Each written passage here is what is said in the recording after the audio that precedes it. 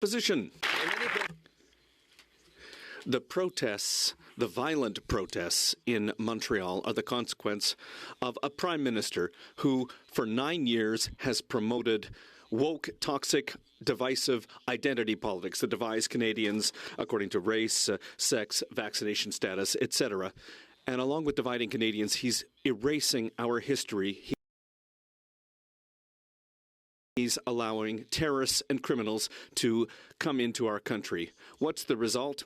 251 more hate crimes. When will he allow us to have an election so that we can fix what he has broken? The Honourable Minister of National Defence. Mr. Speaker, and let me be very clear. What was on display in Montreal just this past weekend was criminality. The violence, the hatred and the anti-Semitism that took place in Montreal is completely unacceptable, and everyone in this House must condemn it in the strongest possible terms. The Honourable Leader of the Opposition. The lawless hate riot that we saw on the streets of Montreal is what happens after 9 years of a woke Prime Minister pushing radical woke identity politics, dividing people by race, gender, vaccine status, religion, and more. On top of dividing, he erases our heroes and history, saying Canada has no core identity. He opened the borders to terrorists and lawbreakers. The results? Assassinations on Canadian soil, firebombings and terrorist attacks against places of worship, 251% more hate crime. It wasn't like this before this Prime Minister and won't be after he's gone. Why not an election so we can fix what he broke?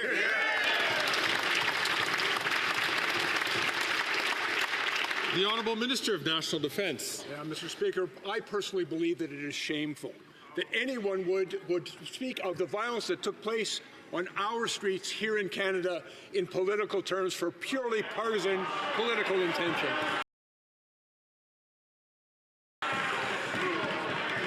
Mr. Speaker, I believe it is all of our responsibility to stand up to such hatred and to condemn it in the strongest possible terms, unequivocally and on behalf of all decent Canadians.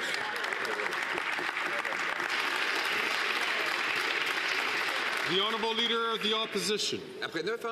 After 9 years of this Prime Minister, he's doubled the cost of housing and increased the cost of food 37% more quickly in Canada than in the United States. And now he's trying to hide that. He's saying that, you might save 10 cents on a bag of chips, or you might be able to save on Halloween costumes after Halloween's already over, Mr. Speaker. So what has the Bloc got for keeping this Prime Minister in power? Nothing. Nothing for seniors. The leader of the Bloc Québécois, he speaks a big game, but he doesn't play a big game. Why not a carbon tax election so we can get rid of taxes and help people save real money?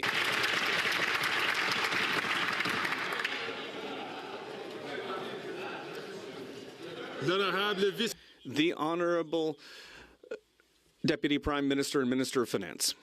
Mr. Speaker, today we can really wonder who talks a lot and who does a lot. Because today every member of this House has the right, the obligation to help Canadians, Quebecers, with a bit of help. So my question is, will the Conservative members have the right to vote for their constituents? The Honourable Leader of the Official Opposition. After doubling housing costs and inflating food prices 37% faster in Canada than in the United States, with inflationary carbon taxes and deficit spending, the Prime Minister now has a tiny 2-month tax trick that will save you 10 cents on a pack of chips, save you a few pennies on a Christmas tree, but only after your Christmas tree is already up and decorated. You'll even save on Halloween costumes 2 months after Halloween. Does he really expect Canadians to fall for this tiny tax trick just before he quadruples the carbon tax on heat, homes, gas, and groceries? The Honourable Deputy Prime Minister and Minister of Finance. Mr. Speaker, I'm really glad glad the Leader of the Opposition started by comparing our economic position with the U.S. Because the fact is, in Canada, inflation is lower. In Canada, interest rates are lower. In Canada, deficits are lower. And in Canada, the public debt is lower. Let's stop talking Canada down. And when it comes to supporting Canadians, what I want to know is, will Conservative MPs be allowed to offer a tax break to their constituents? I know their constituents want it. That's what we're hearing from everyone. The Honourable Leader of the Opposition. Mr. Speaker, this from a minister who, after finding out that the economy is entering its 6th consecutive quarter of shrinking per capita GDP, that's income per person, down, while the American income per person is up.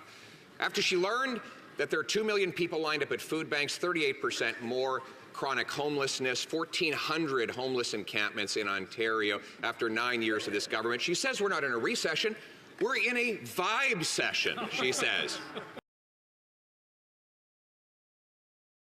So what's her message to people who are hungry and homeless after 9 years of her government? They just need to get with the vibe? Exactly. The Honourable Deputy Prime Minister and Minister of Finance. Mr. Speaker, my message to the Leader of the Conservatives is to be a little more economically literate. I guess he didn't look at the recent GDP revisions, the upward revisions in GDP that show a good result for Canada in per capita GDP. They also show that Canada has not had a recession, contrary to the predictions of many when we saw the COVID recession. We have had a soft landing. That's something to celebrate.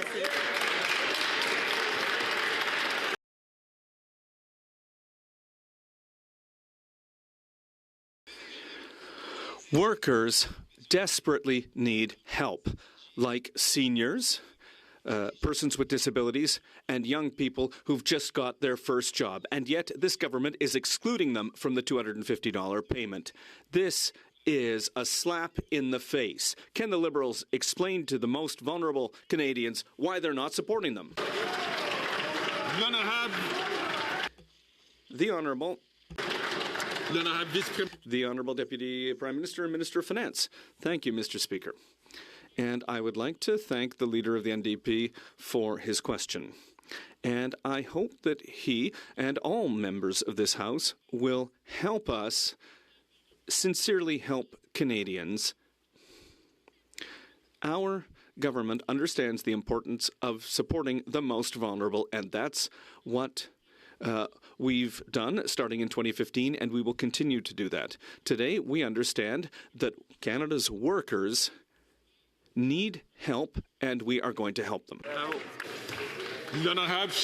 The Honourable Leader of the Official Opposition. The NDP leader is giving Canadians whiplash with his latest flip-flop and the flop on the flip. First, he said he tore up his deal with the Liberal government. Then he said that he had taped it back together because they had signed on to his 2-month tax trick. Now he rises on his feet to say that the trick is a rip-off of seniors and persons with disabilities. So then why won't he put his actions where his words are and vote for a carbon tax election so Canadians can choose between this 2-month trick and axing the tax for good?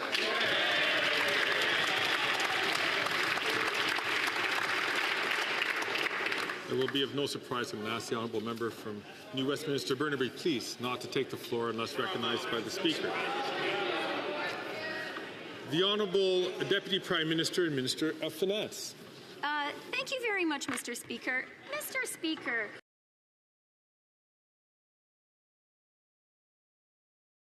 the only inconstant flip-flopper in this House is the Leader of the Official Opposition. For months, he has been talking about how Canadians need a little more support. But it turns out that unless you recite robotically his Dr. Seuss rhymes, he's not going to agree with your approach to helping Canadians. Now is the chance for him and his MPs to actually give Canadians some real support. Let's get together. The honourable member from Thornhill.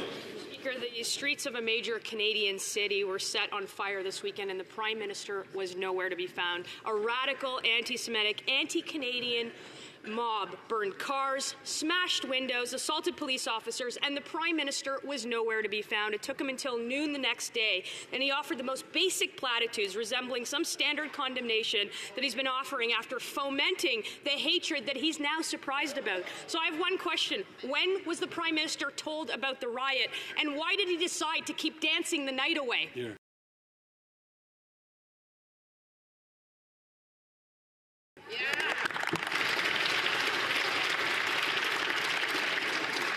The Honourable Minister for Public Safety.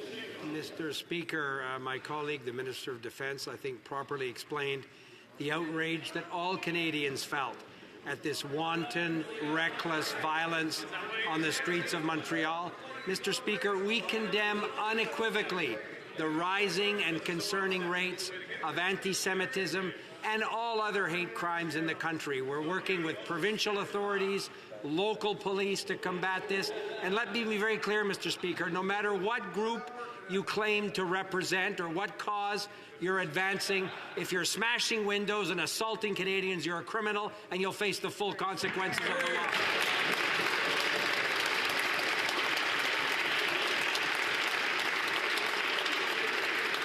Again, I'm going to ask the member from Calgary. I'm going to ask the member from Calgary, Signal Hill, please not to take the floor unless recognized by the chair. The honourable member for Charlebourg-Saint-Charles. The pictures from the riots in Montreal have gone around the world, and it's shameful. We are reaping what the Prime Minister has sowed with his woke, divisive policies. He divided people by race, gender, religion, region, age, wealth, and so on and so forth. And as a result, we've lost control of our borders. We've let criminals come into Canada. Chaos has come in with them. Why is the Prime Minister dancing while Montreal burns? The Honourable Minister of Public Safety. Mr. Speaker, I'll say again in French what I've just said in English.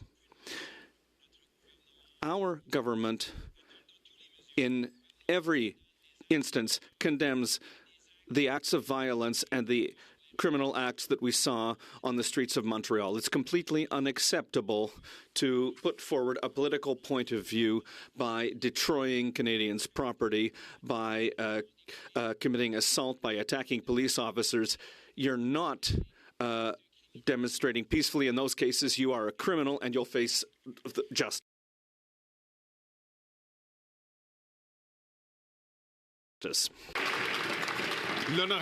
The Honourable Member for Charlebourg-Saint-Charles. And yet, Mr. Speaker, for this Prime Minister, it's not enough that Hamas representatives are burning our city senators. He's opened our borders to terrorists and criminals, and he's called anyone who's questioned his policies a racist. Despite the Conservatives' demands to put the Islamic Revolutionary Guard on the list of terrorist entities, he's let them operate legally here for years, and now he's letting Hamas representatives destroy our cities. Why did the Prime Minister choose to dance when he knew that Montreal was burning? The Honourable Minister of Public Safety. Mr. Speaker, the RCMP is continuing to work in close cooperation with the good work that was done by the police service in Montreal. At all times, the RCMP supports its partners, whether that be in Montreal or in other regions of the country. We have criticized, and we will continue to criticize, the increase of anti-Semitic acts and hate speech acts in Canada, and we will remain focused on the support that we can give the forces of law and order, something that the Conservatives can't say. The Honourable Member from Durham. Mr. Speaker, for years, these Liberals have engaged in woke virtue signaling. They have promoted a hollow and superficial understanding of morality, more concerned with appearances than doing what's right. And Canadians clearly saw the consequences of liberal ideology over the weekend in Montreal when hate-fueled attacks overtook the cities. The Prime Minister is partying while Canadian cities are suffering.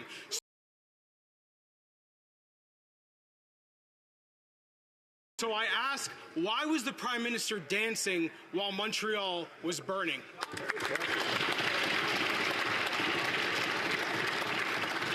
The Honourable Minister of Justice and Attorney General. Mr. Speaker, I thank the member for that question because all Canadians in this House and all Canadians around the country detest and render unacceptable what we saw in the streets of Montreal. That kind of violence, that kind of unlawful behaviour, that kind of anti-Semitism is unacceptable and will never be countenanced. While we're talking about the fight against anti-Semitism, I will just put it to that member that we have legislation on the floor of this chamber that will take the ban on willful promotion of anti-Semitism and accentuate the penalties, taking them from 2 to 5 years. Will the member support that bill? It's called Bill C-63. It targets online radicalization, which is the root cause of what we're seeing.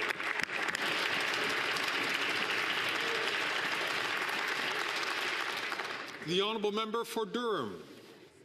This Liberal Justice Minister, just like his boss, the Prime Minister, refuses to take any responsibility for creating the conditions that led to what we saw in Montreal just a couple of days ago. It's this Liberal Justice Minister's DEI criminal justice policies that have allowed crime to go unchecked in our cities. It's this Liberal Justice Minister that won't lift a finger to do anything about the violence targeting religious communities in Canada. The Prime Minister is the problem. The Liberal Justice Minister is the problem. So I ask again, when will the Prime Minister stop dancing and address crime in our cities?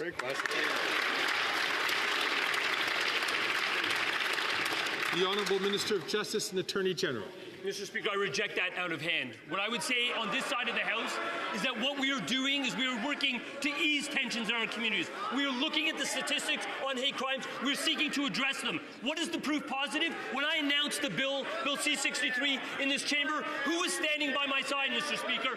The people that were standing by my side included the Center for Jewish and Israeli Affairs. Why? Because they know you don't get a Pittsburgh Tree of Life synagogue attack unless you're radicalized online. Radicalization online is causing anti-Semitism. It is what we will combat through this bill, through every measure on this side of the House.